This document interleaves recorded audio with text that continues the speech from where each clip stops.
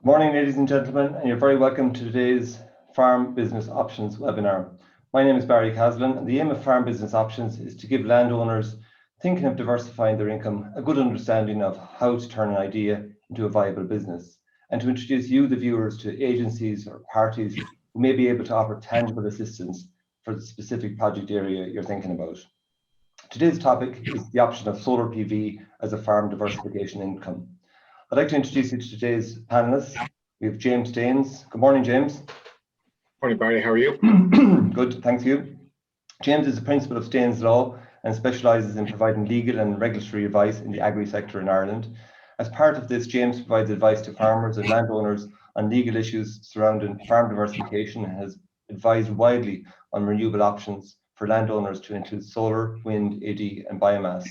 James has presented at energy and agriculture conferences, presented in renewable option seminars for IFA and the Irish Bioenergy Association, as well as lecturing on the topic of renewables for landowners in the Law Society of Ireland.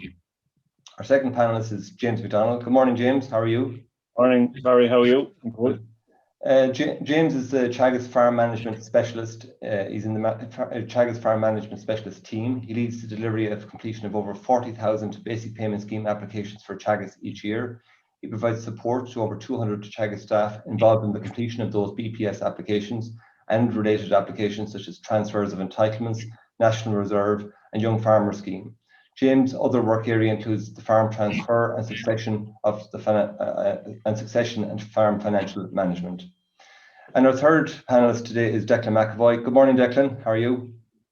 Fine, Barry, and you? Good, thanks. Declan is the head of tax with IFAC. He's a qualified chartered tax advisor. He's working in this area on a day-to-day basis. He's developed a specialism in the agri area through 20 years of full-time working on tax. He's a qualified trust and estate practitioner. He's a frequent contributor to the farming publications, and he's based out of either Portlaoise or Dublin IFAC offices. So good morning to you all. This webinar is recorded and the recorded version will be available, and we'd love to hear from you, the listeners and the viewers, through our chat function. You don't have the ability to speak to us, or we can't see you on camera either, but we'd love to hear from you through the chat function if you have any questions, because many farmers are getting a lot of questions on this whole area of PV. They're being approached by developers in this whole area, so it really is a very pertinent area at the moment. A lot of queries coming into me on a daily basis and to my panelists as well that relate to a land use change to solar PV, which is a renewable energy technology, help us meet our renewable targets that we have for 2030 and beyond. And it's all part of the decarbonisation effort that we have in Ireland as well, to move away from fossil fuels and to go to a low carbon environment.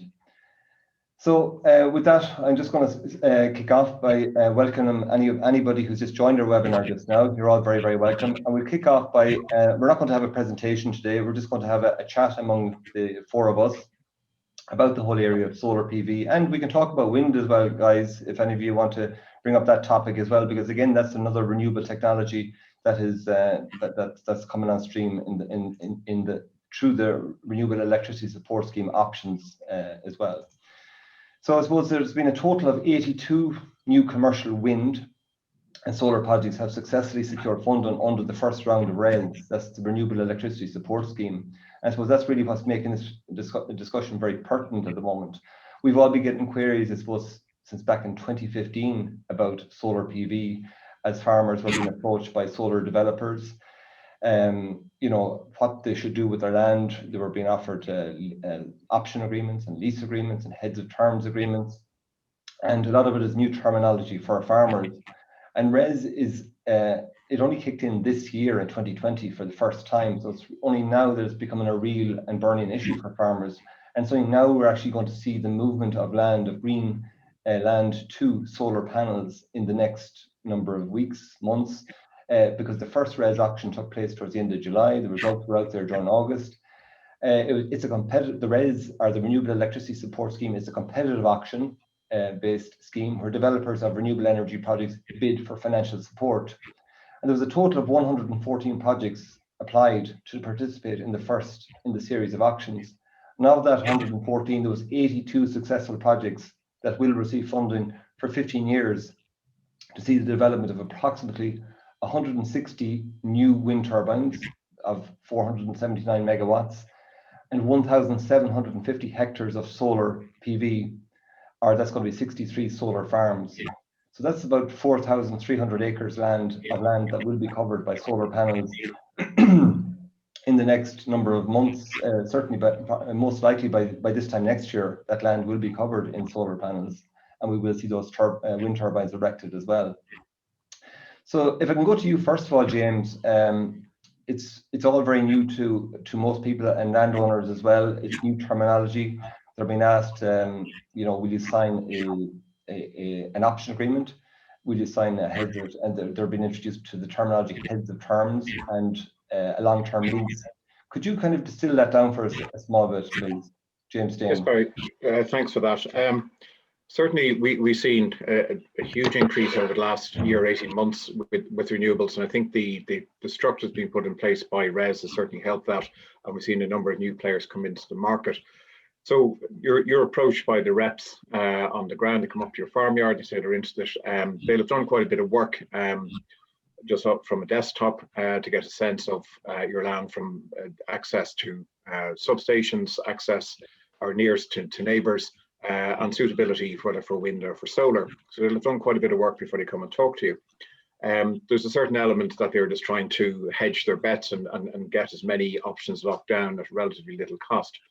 So you're approached by the developer, and I think it's important not to sign anything before you talk both to your solicitor, and as you will see from what Declan will have to say, take tax advice on it as well. That is really, really important.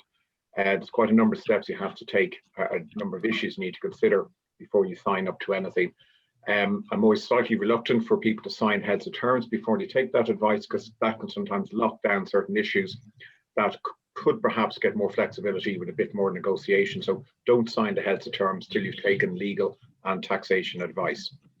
If and when you do sign the option agreement, having considered the issues, what that does is it effectively allows you to continue farming, but gives the developer the opportunity to make the application for planning, carry out the surveys, and generally there are 2 or 3 years plus an extension if they're in the middle of board panola or an appeal process. Wind turbine applications take longer because they simply require longer to get the paperwork together for the planning application, so they tend to look for a longer option in terms of that. So James, just to clarify that the option period is really normally is it for 3 or 5 years, and this is really to allow the developer time to sort out things like grid connection, planning, investment issues prior to the electricity being generated on the site. That's exactly it. It gives them the opportunity to line up their ducks in a row and then trigger the lease agreement. So it's important when you sign the option agreement, you are effectively locking yourself into the lease agreement if the developer gets their side of the deal done and decides to proceed with it. You mentioned the terminology, they're heads of terms. What is that, please? The heads of terms would normally be a 1 or 2 page document that would set out the basics, which would set out the approximate amount of land, giving the developer the right to go off and apply for planning, grid connection, come onto the land and carry out investigation. And it would also set out broad terms for rent, any bonus payments, any issues on substations like that. It's not binding, so even if you do sign it, you're not bound by it. But I think it's better that you have the negotiations before the heads of terms are signed. We find that once we get a heads of term in from a developer that has already been agreed on, it's very hard to shift them to a better position for the landowner. Okay. Yeah, Declan, if I can go to you maybe at this stage, James talked about the option, so that this is the option period. So farmers are they paid during that option period? If they are paid, is that option payment liable to tax? Normally what happens at that stage is on the signing of the option, they get a lump sum. And that lump sum could be anything from 3,000 to 5,000 euros. And then for the period of the option, they get an annual sum of whatever it is. An option is an unusual item from a tax point of view, is that it's not taxable day one, because it depends on whether the option is exercised or not as to whether it's taxable. And you don't know until they make a decision whether to go ahead with it or not, whether it's going to be taxable. And the difficulty that comes is if the option is going ahead and they're moving into the lease, it merges with the lease, it's capital gains tax. If it's not merging and the option is decided that we're not going ahead with it, it's still capital gains tax, but it goes back to the day the option was signed. So you're sitting on something that you don't actually know. You know it's liable to capital gains, but you don't know the liability until such time as you know whether the option's going ahead or not. So it's creating fundamental uncertainty at that stage from a tax point of view. Now, tax is not huge on the option agreement, but still you have the issue that you have a contingent tax liability sitting there until you know whether the developer is going ahead or not. Okay. James, James James, if I can go back to you again there, a typical solar development really involves the installation of solar panels on maybe 20, 25 acres, together maybe with ancillary works on roads, maybe transformers, substations. That's generally what the run-of-the-mill on it. Can you just talk to us, if the land, this land can be leased, but it can also be licensed by the solar developer. Can you explain the difference there between the two, please? Well, effectively, I mean, a license might allow them to go in on the land for a period of time to carry out investigation works, but if they're going for the long term, if they are going to develop this out, they will require a lease. It's not so much the developers, but their banks or lenders will require a lease. The lease tends to be anything from 25 to 35 years with various options to extend or renew. And again, that's something that needs to be negotiated. So effectively, once the option is entered into, you give them a license to come onto your land to carry out the necessary works. And then if they get all their bits and pieces lined up, they will then trigger the lease and you're tied into a lease for, as I said, the duration, 30 years. Bear in mind, it's very important that in most of the solar and indeed wind leases, the developer has the right to terminate the lease on 6 months or 12 months notice. So just because they signed a 30-year lease does not mean that you're stuck with them or they're stuck with you for 30 years, but you don't, as the landowner, have that right to terminate the lease the same way. Okay. Declan, if I can go to you again, many farmers are looking at leasing or maybe licensing their land to solar companies at the moment. And this is really going to be a challenge for tax professionals. Has there been a definite revenue statement on tax-related aspects to solar PV or wind? There has on solar PV, and there was one area of ambiguity on it.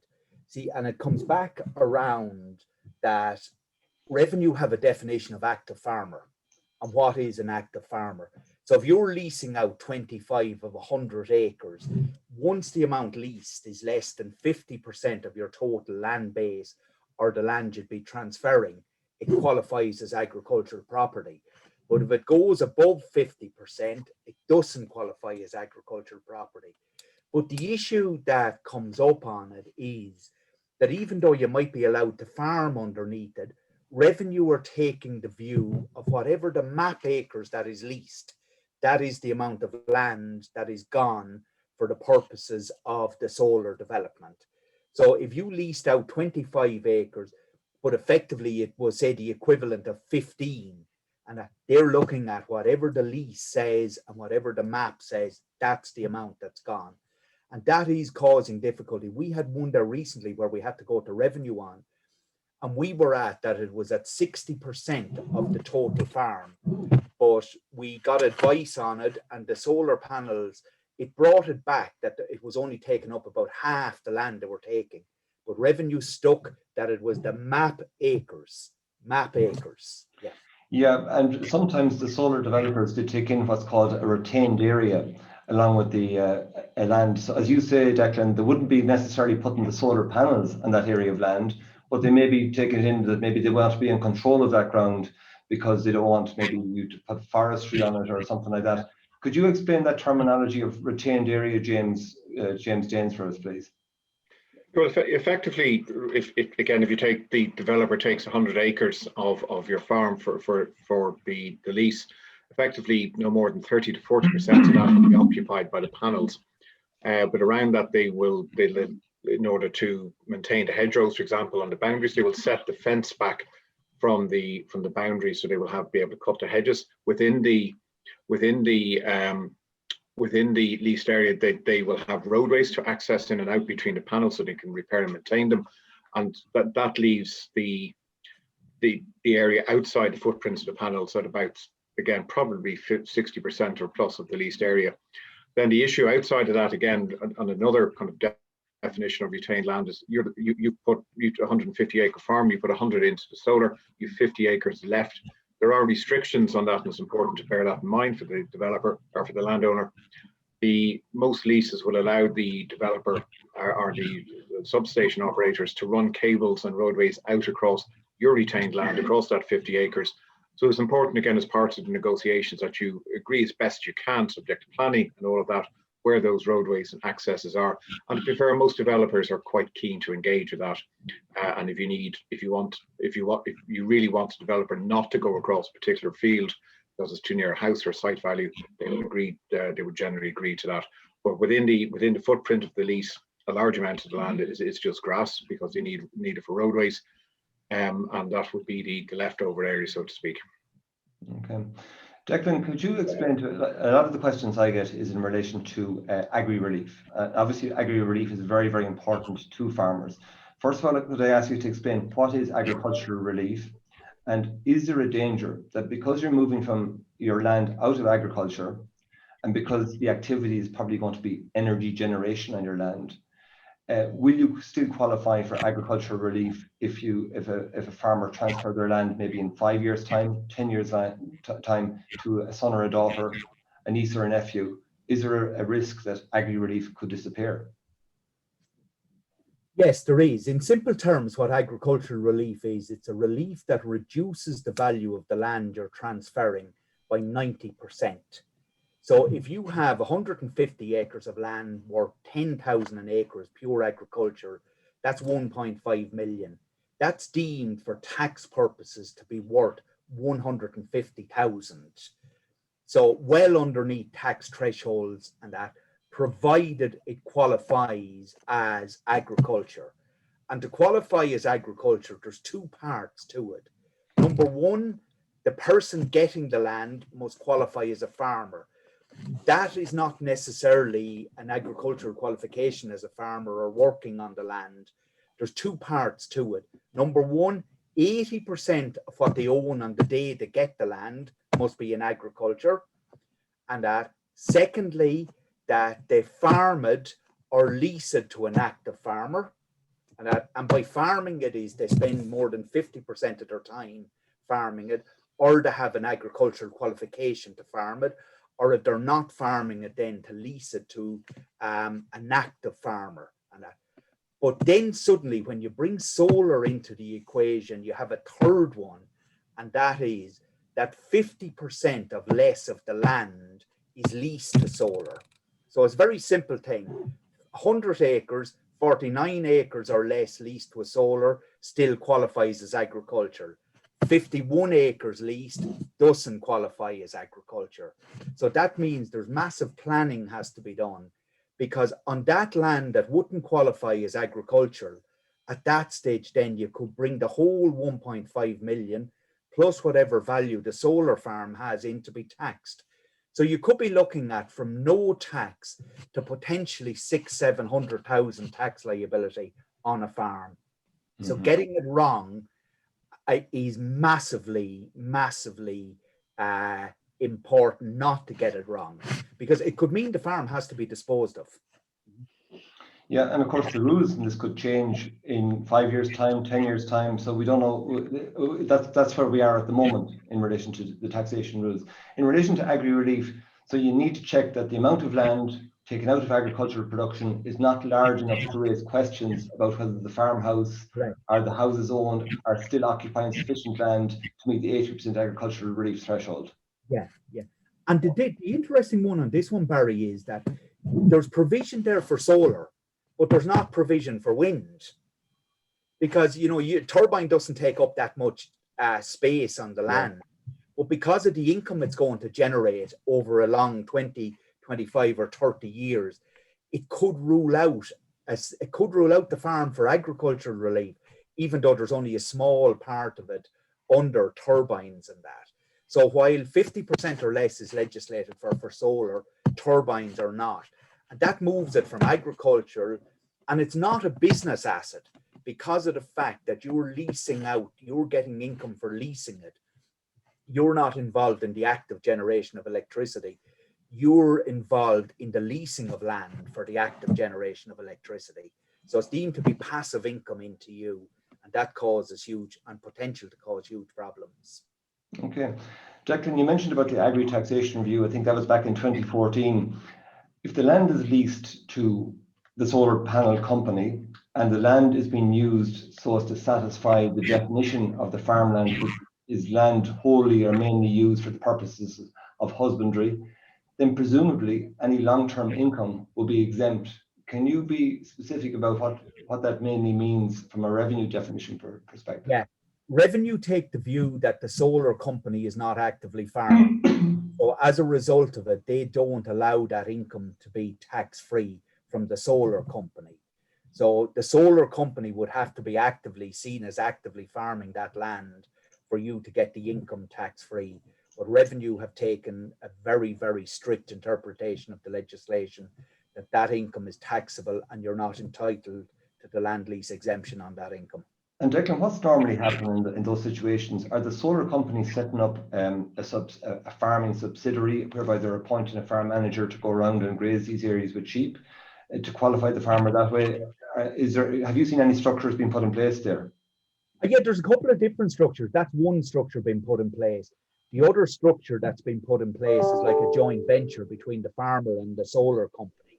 And as James said earlier, you know, it's one of the things that's been put back to the solar companies now, because by having a joint venture, number one, it can change the way that income is taxed. But number two, it opens up the possibility of business relief on the land. So as a result of that's where it is. And there's also, you know, depending on the amount of lease income that you're getting, you may be able to set up another structure that you'd incorporate your own farm and pay the 12.5% on that and only pay the low rate of tax. If you're under 70,000 on lease income and your spouse wasn't working off the farm, you know, you're better off to pay the money at the low rate of tax and it's in your pocket at that stage. But again, it's back to proper advice, proper planning, and look at all the options. Mm-hmm. And Declan, in a situation where the land is sold, where the land has been developed commercially for VAT purposes, or where the land is no longer going to be farmland as a result of the solar panels, is it necessary to consider VAT at that stage? After 5 years, no, only if it's within the first 5 years of development. That's it. Now, with one exception, if the farmers register for VAT, yes, it changes the rules. But where the farmer is not registered for VAT, once you get over 5 years, you don't have an issue. Okay, thanks for that. And sorry, Barry, just on that point about the VAT, all the leases in all the leases, the developer will be charging VAT on the rent. So the landowner will have to deal with that and again take proper tax advice on it. Okay, I wasn't aware of that. Okay. James McDonnell, if we can go to you. James, you're dealing with the whole area of BPS within Teagasc. It's another minefield of an area, and I suppose we're coming into the BPS season. I suppose from February, March of next year, it'll be into its full throw again. Can you just give us an idea of, like, as I said, there's 4,300 acres will be under solar PV panels probably by this time next year. Where do those farmers stand in relation to their BPS or their basic payment scheme or whatever we're going to be calling that scheme next year? Well, I'd say, thanks, Barry. I'd say when I get the question about solar panels, I suppose there's a number of areas of concern that strike me. At the moment, like, we're coming to the end of a cap period and there'll be a transition arrangement. And that could be for 1 or 2 years. We don't know yet. But normally the transition arrangement is just an extension of the current set of rules. And I suppose if we look at it at the minute, to claim basic payment on a portion of land, there's a couple of rules that need to be watched. One is the land availability rules. So are you entitled to claim it? And there's a definition of that land availability. And then there's the land eligibility, which is a different thing. So if we take in simple terms a 10-acre field and it's more than 70% covered in scrub, it's not eligible, even though there's 3 acres, say, of it available to grazing. So our solar panels looked on the percentage area of ground that they cover. Is that land eligible? And I suppose from that perspective, it's an area for the Department of Agriculture Inspectorate to look at. They haven't ruled, to date on whether that land is eligible, as far as I'm aware. The other thing is the basic payment scheme. I suppose when we start with a new cap in January 22 or 23, whenever it does start, that only runs on to 2027. What's the next cap after that going to mean? So I suppose we can't predict what the next 30 years is going to be in terms of the cap deal and what land is eligible or not. So we're only looking at the current moment in time. There's another angle to it too. We all have entitlements, and we need 1 hectare to claim 1 entitlement. So if 30 or 40 or 50% of our hectares are covered in solar panels, does that mean that the 50% that's left can be used to claim entitlements? If it is, well, that's a positive thing, that you can claim them, but we don't know. But for the 50% that's not claimable, what do you do with them? If you lease them out, could they potentially be taken from you because you're not actively farming that portion of ground? Or do you, if you're forced to sell them, you're caught for capital gains tax at 33%. So we don't know where the answer lies to that question. I suppose there's another angle too. If you're not deemed a genuine farmer, so we have an active farmer definition under CAP. Declan mentioned an active farmer definition from revenue point of view. There's also one from the CAP point of view. So in the next round, the active farmer it's not an active farmer anymore. It's called a genuine farmer. So the EU have to define this genuine farmer. So I think the way negotiations are going is that there'll be a skeleton rule put in place by the Commission, and Ireland will have to define its, put meat on the bones. So we have to define our own genuine farmer. And will somebody with half their farm covered in solar panels be called a genuine farmer? If they're not, well, they might be forced to sell all of them. So that leads to a CGT tax bill, and possibly has implications then for transferring the farm on, because the majority of farmers in Ireland hold their farms for 25 to 30 years. So if you're going into a solar panel deal, the chances are most of these farms might actually change hands over the course of the long-term lease agreement. I suppose on a positive note, you could look at solar panels like a long-term crop, no different to forestry, other than, you can put it back to agriculture afterwards. So you don't have the issue around having to replant land if you fell the land. And I suppose when you look at basic payment, it's a foundation scheme at the moment for every other scheme. So what top-up schemes can you claim of? So if I'm farming and I do a solar deal, and in 5 years' time I decide I'm going to transfer my farm to my child, can my child go to the Young Farmer scheme and get top-up schemes that will be there, or environmental schemes? If you manage the land a certain way underneath these solar panels, possibly you could be doing some carbon sequestration. And will there be an environmental scheme that you can join to do that? So I think I have more questions than answers, really. And I suppose ultimately it's about getting good advice. The deal needs to be good. If you're losing entitlement money or scheme money on one side, well, then the lease agreement is going to have to balance up or compensate you adequately for that. Yeah, certainly we don't have those answers at the moment. There's a lot of confusion there, James, at the moment, going by what you're saying as regards, like we've been talking about this since 2015, and we're still not too sure what the situation is as regards BPS or basic payment scheme. So, maybe 25% of your land could be covered by panels. You still have maybe 75% of it available for grazing.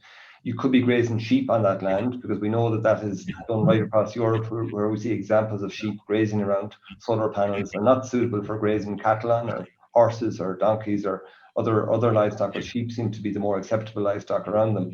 So you are carrying out an agricultural activity on the land. But there's, I suppose, really for farmers that are making a decision, and the BPS can be quite influential. What's the average BPS per entitlement per hectare at the moment, James, in Ireland at the moment? Well, the average in Ireland across the EU, it's in old money, we'll call it, it's about €100 per acre. So 250 per hectare would be the average payment.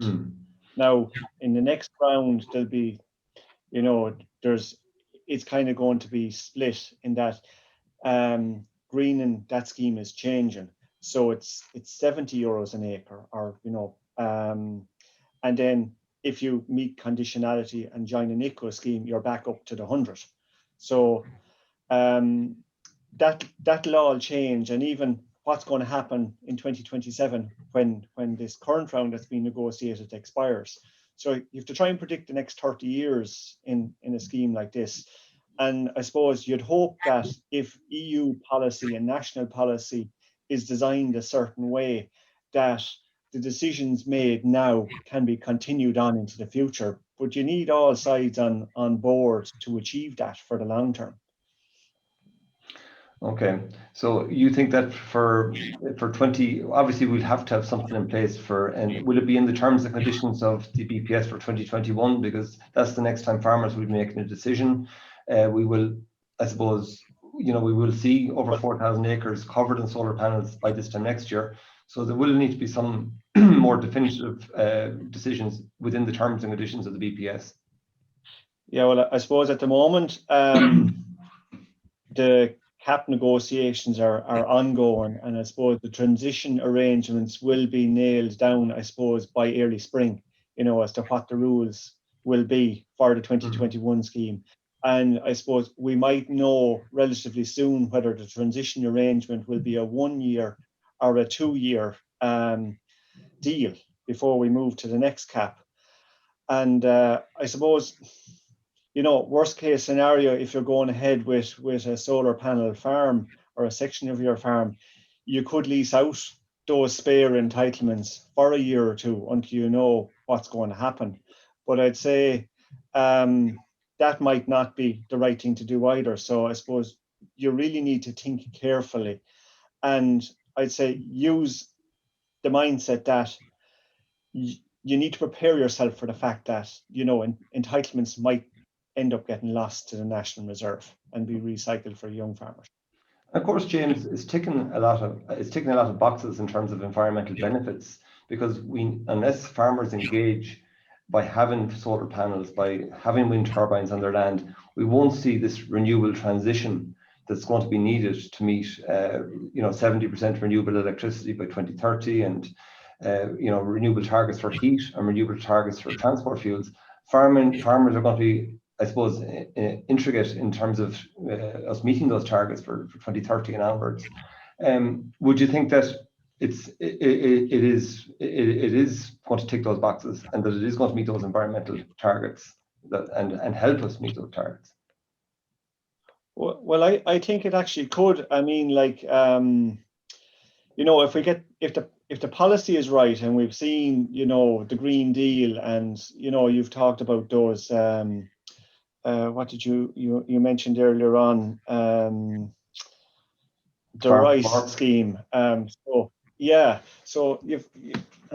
We've got farm to fork. So, I mean, farmers are I suppose, we're major. Our intensive farmers tend to have more emissions. So if there's other farmers with solar panels and generating wind energy, we're reducing the carbon footprint of the national. If we look in Ireland as a single farmer, so our national footprint is reduced. So if we get the policy right, and people are generating electricity through solar, but the sheep are managed a certain way, managing the forage that's underneath these panels, maybe it's not grass that should be there, maybe it should some sort of multi-species sward that will do carbon sequestration deeper into the soil, that will reduce our national footprint. Maybe there should be something in these multi-species swards that reduce the methane that's produced by the sheep. So I think it's there's lots of room for further negotiation and fine tuning this policy, so that the farmer can manage the land, or the solar panel company, or whatever sort of a deal you do, whether it's a joint venture or a lease income, that the land is managed to help meet our environmental targets as well as generate the electricity. So I think there's plenty of scope there, Barry. But I don't think we have all the research done as to what's best to do. It's an area that, you know, there's lots of people working on it. Okay, thanks, James, for that. Declan, a question has come in for you there. Can you recap? Declan, can you recap on the issues with revenue? Has this been recognised now, and is it not map area but only ground area of panel structure? No, it's map area. We have got it from Revenue Technical Services that they're insisting on map area. Okay. Question here from Patrick from. He says that solar thermal energy systems for farms, I assume solar thermal is not eligible under RES. That's correct. It's not producing electricity.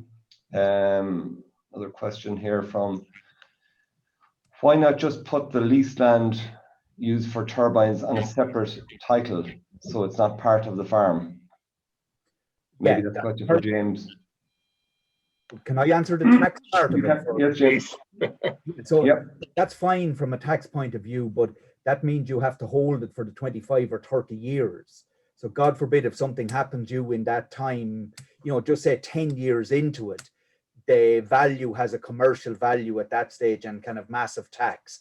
Okay, it's generating a revenue from the other side of it, but it could cause you more tax than the income will generate.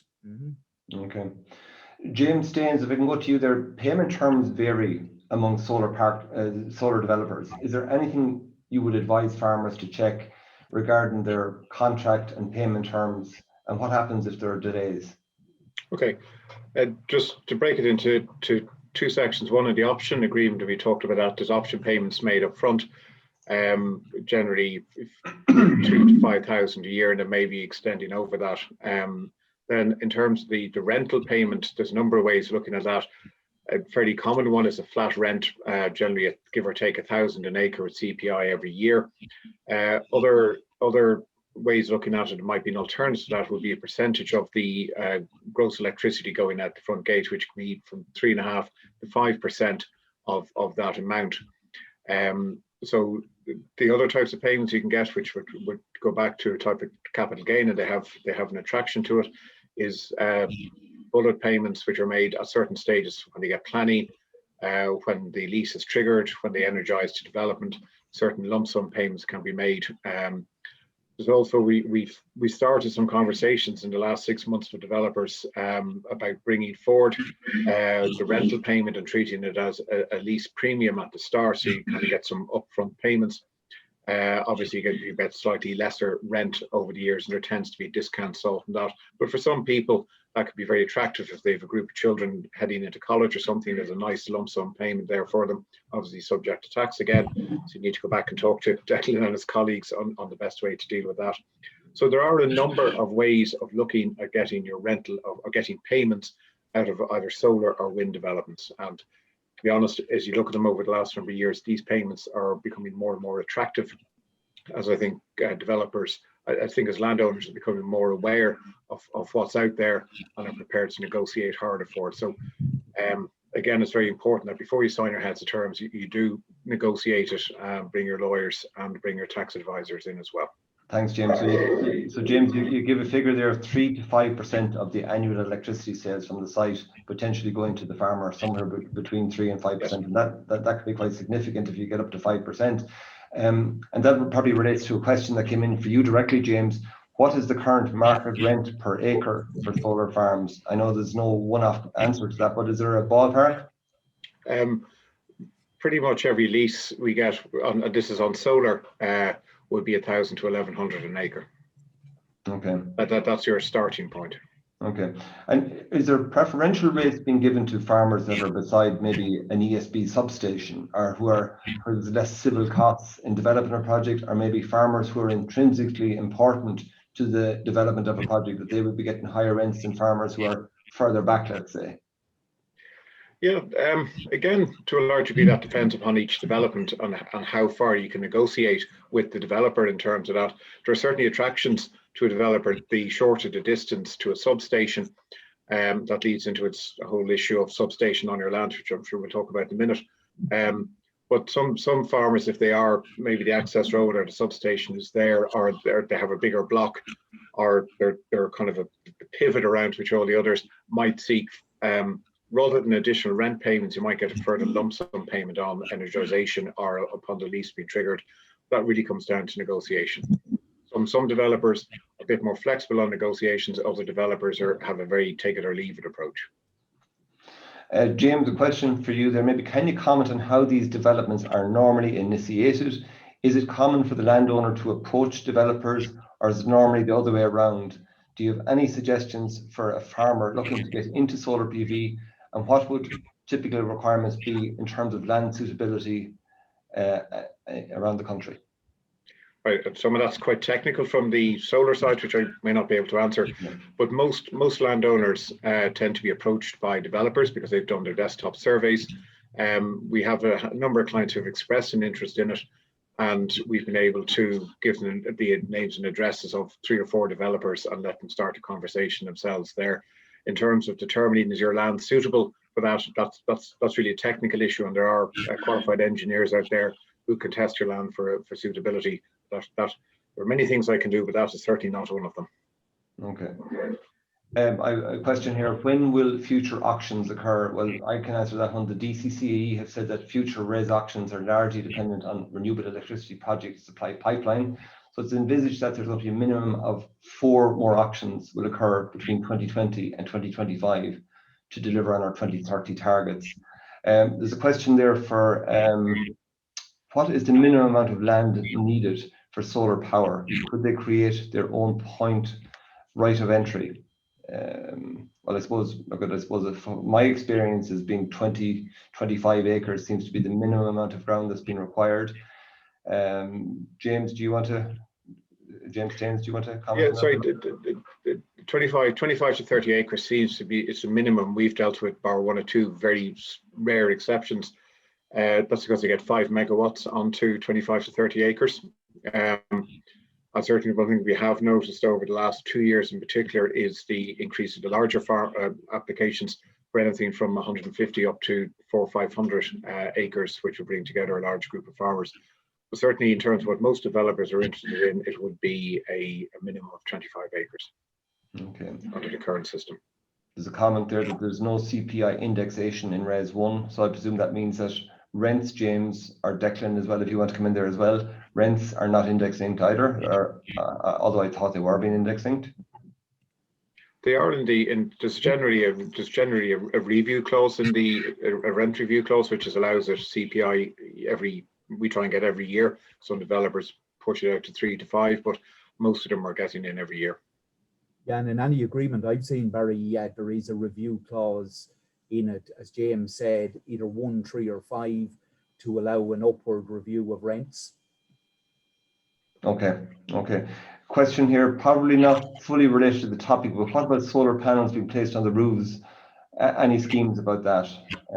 Well, I can say there's nothing there at the moment. You cannot sell electricity to the grid. There is an expectation that by sometime in next year in 2021 that we will have the opportunity of selling to the grid. There are TAM grants available for farmers that want to put solar panels on the roofs of farm sheds. If they have a demand for the electricity, they can put maybe up to 6 kilowatts of single phase, up to 11 kilowatts for 3 phase. And pig units or poultry units, they can go higher than that, depending on their electricity demand. We have signed for a solar farm. Another question here. We have signed for a solar farm, 90 acres, along with 4 other farmers, 300 acres in total, but are finding it hard to get plans in place with IFAC. Is it okay to contact Declan directly to discuss details? I'm sure that's okay. Yeah, if you ring Dublin, they'll pass on the details to me. Yeah, are your offices open at the moment, Declan? No, not directly. What they are by appointment only, and only where the meeting room is big enough to hold enough people. Yeah. Yeah, yeah. Most initial meetings are taking place by Zoom or Teams. Yeah, I presume that's what that refers to. This query, that it's difficult to get meetings in place at the moment. Additional rent for maintenance agreements. Yeah. Is there additional rent available for maintenance grazing agreements? So I presume, James, that refers to if the farmer is going to maintain the land in good agricultural and environmental condition, he's going to cut the grass. Is there additional maintenance payments available? Yeah, so not all developers agree to maintenance payments, partly for insurance reasons, but quite a number of them allow you to go in and cut the grass, trim the hedges. In fact, they quite welcome the landowner doing, particularly the peripheral boundary, and some developers are paying, I've seen anything from 50 to 150 to 200 would be kind of ballpark for that. Okay. Ideally, a site is within 5 kilometers of the substation. I think that's more a comment than a question. So that seems to be. So there are obviously civil costs associated with bringing the electricity from fields, and that could be along roads or through fields with farmer agreements. But yes, I think 5 kilometers would be a pretty fair assessment of that. What is the current position with community funds and payments to local households re wind farms? Do you want to comment on that, James?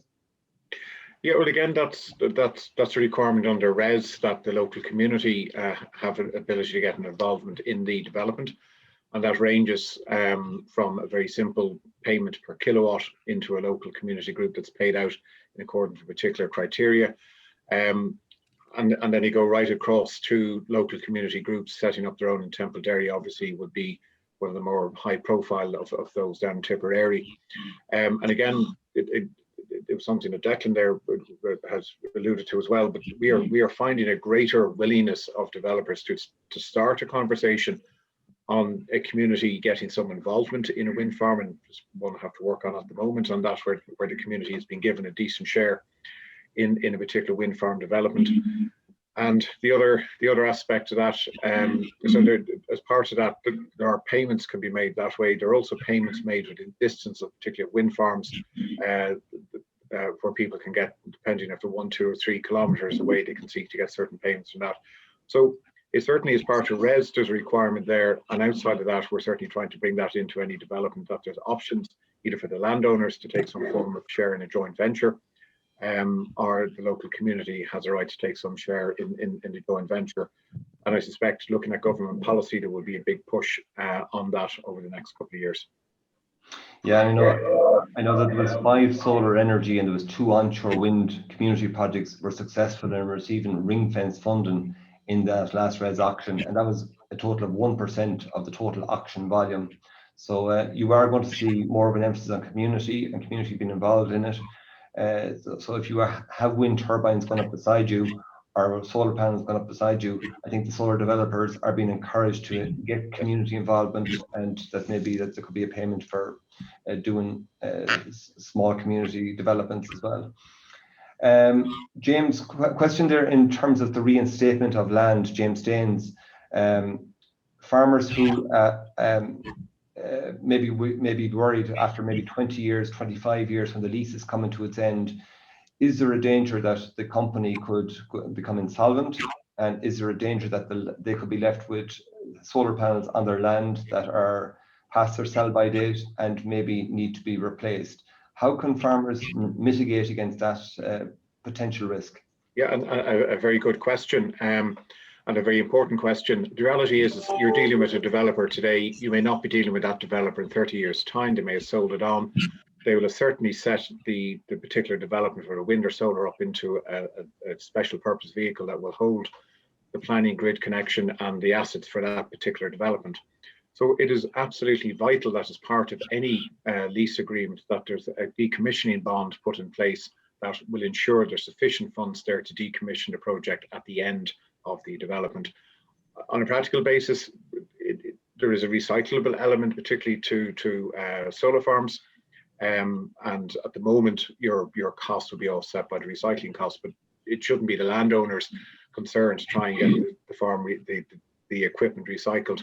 So it's essential that as part of the agreement, there's an appropriate, preferably decommissioning bond, which is money put in place from day one or as a second, or slightly less welcome, a sinking fund that might be put in from year 10 onwards. In addition, most local authorities are now moving towards putting a planning condition in that a proper decommissioning bond be put in place, but you need to be satisfied that there's adequate money in that to decommission the development in 15, 20, 30 years' time. And is that money held in an escrow type fund, or where is it held independently, James? It's effectively a bond, an insurance type bond that's taken out. Okay, so it's held independently, and if in the event of somebody, the developer becoming insolvent, they will be removed from the site. Yes. Declan, a question for you: Will the lease push up the value of the land, which in turn pushes up the potential cash bill or capital acquisitions tax bill? It does, yeah, because if you have a lease at €1,000 an acre for just say 25 years, that's given a value of 25,000 on the leasehold value plus the underlying agricultural value. So that's where it's hugely important to get the relief, the agricultural relief on that, which negates the value of the lease. It only brings it back to 10% of it. So it has the potential to drive up the tax bill, but with proper planning, you can get around it. Declan, should the solar park be run alongside and as part of the same business as the farming and other trading enterprises, rather than an income treated separately? Well, you see, from a tax point of view, the way it works is all incomes are added together. We have a unified tax system, so all incomes are added together. So if you have solar income from the farm, or solar income plus farm income, and even some off-farm income, it all is together. So you have to look at what your marginal rate of tax would be, and then you have to look at the structure and see what's the best way to deal with that. Declan, another question for you. As a consequence of signing the lease, have I exposed my farm to a higher tax bill for my children if I die during the lease period with the solar company? You did cover this earlier on, but maybe you might just dwell on it again, please. If the leased area is above 50% of the area of the farm that you're going to transfer to an individual or individuals, yes, you can cause a tax problem on it. But again, where it is, the minute you draw up a lease, whether you intend to transfer on the farm or not, or step back, when you draw up an option or are looking at it, proper tax advice for succession is hugely, hugely important to minimize that tax bill. Okay. James, a question. James James, a question for you. Should leases give full indemnities for planning issues or other problems affecting the site to the landowner? So I presume this relates to if the developer does something that breaches planning law, is the landowner going to be held liable, or will the solar developer be held liable? Well, within the lease, there's a term which would be fairly standard, that the tenant or developer will comply at all times with planning regulations. So if they build, they have to build in accordance with planning, and they have to keep the site in accordance with the planning permission. So, and that will allow the landlords to actually terminate the lease if they fail to do that and fail to remedy it within a period of time. And then you'd have the decommissioning bond sitting behind it if you need to clear the site off because of inadequate compliance with planning. So that will be dealt with within the lease. As this is maybe more a statement rather than a question, but sites near a number of private developers, sensitive areas, archaeology, etc., are more difficult to get through planning permission. I presume that is the case, all right? Yeah, would be. Question here from a farmer who says that he's been offered a lower price than his two neighbours for a rental agreement of 25 acres. Should we as farmers be working together to negotiate a better price per acre? What's a fair price per acre? Well, you did talk about what's a fair price per acre. You said it's between 3 and 5% of the annual electricity sales. I suppose you need to be able to calculate that as well, James. Yeah. So maybe that you could speak to. I suppose again to say the standard rent per acre is approximately 1,000. Some people are offering a bit less, some are offering a little bit more, but on average 1,000 an acre is a fairly standard rent. And then not all developers, but some developers, probably about a third, are offering the alternative of the percentage of the value going out the gate, which becomes very attractive if there is battery storage on the site or potential expansion of the development over the years. So if you can try and get that into your lease agreement, that's not a bad one to have.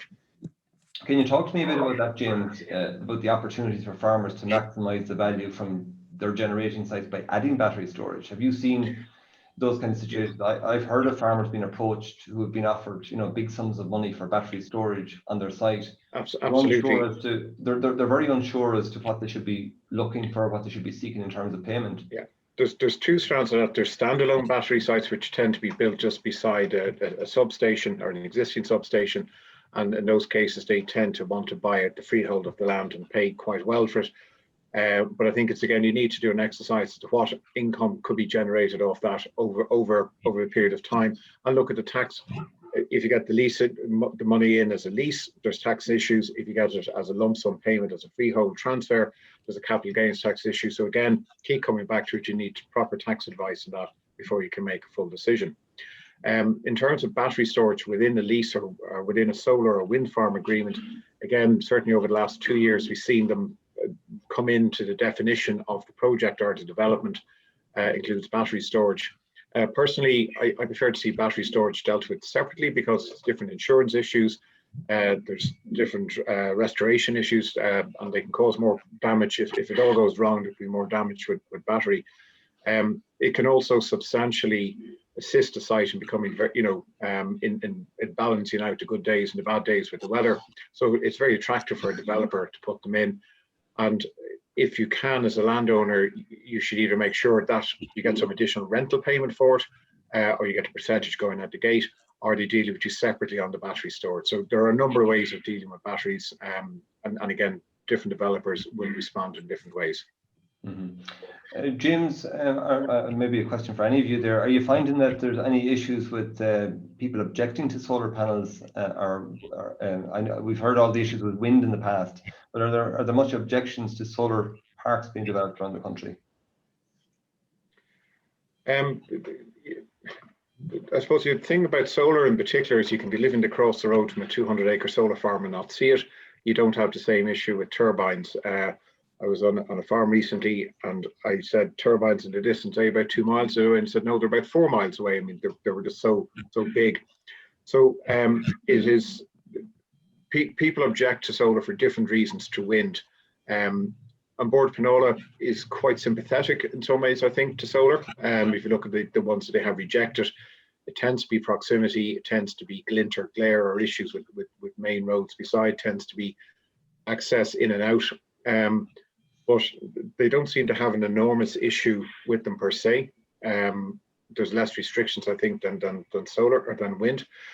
I would have a concern. I think you mentioned a figure there, 4,000 acres, I think, had been approved under the res for solar. And I think you may find a case that local planners will say there's an over-intensification of solar in a particular part of the county and will refuse it on that basis. And I think we'll probably see that coming down the track in the next year or two. James, I've been told we never answered the question about should farmers be grouping together? Sorry, apologies. Yeah, I mean, this is effectively a lease on your own land, so you don't necessarily have to go with the others. But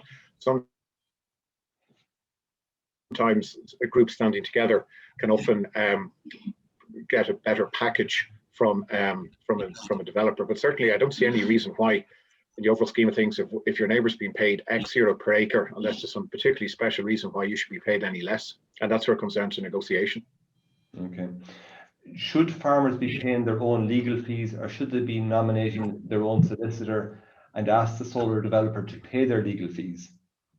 The rule that we have put in place over the last 5 years, and indeed before that, was that the developer should pay all your reasonable legal fees. They're putting vast amounts of money into this, and they can well afford to pay your legal fees.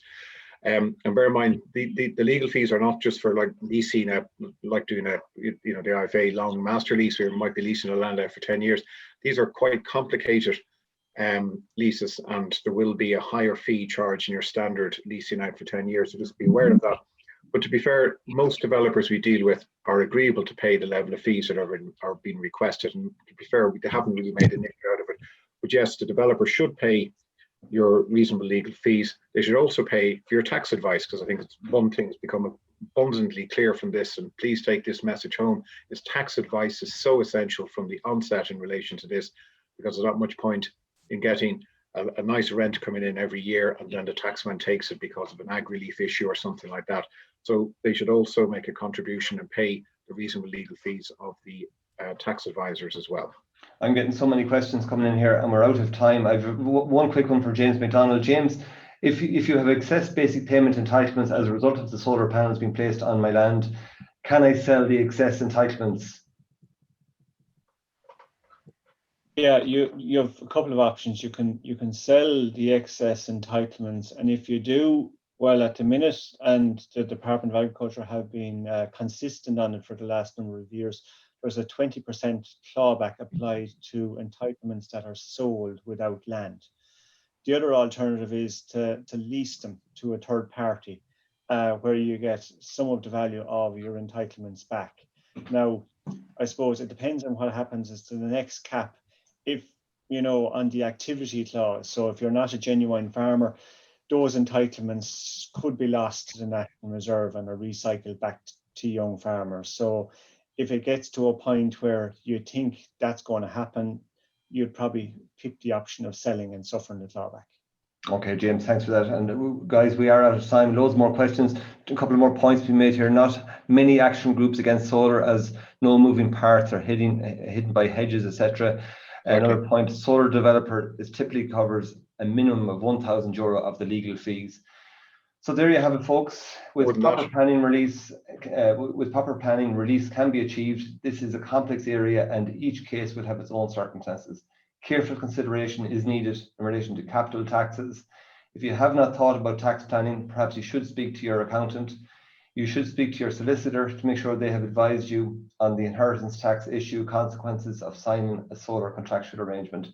Thanks to my three panelists today, James McDonnell from Teagasc, Declan McEvoy from Head of Taxation with IFAC, and James Staines, Principal of Staines Law. And thank you for listening. Next week, we'll be speaking to FBD and the whole area of insurance around farm diversifications, which itself is a very complex and thorny area. Thank you for listening, and we'll talk to you next week. Bye-bye. Thank you, Barry. Thanks, Barry. Bye-bye.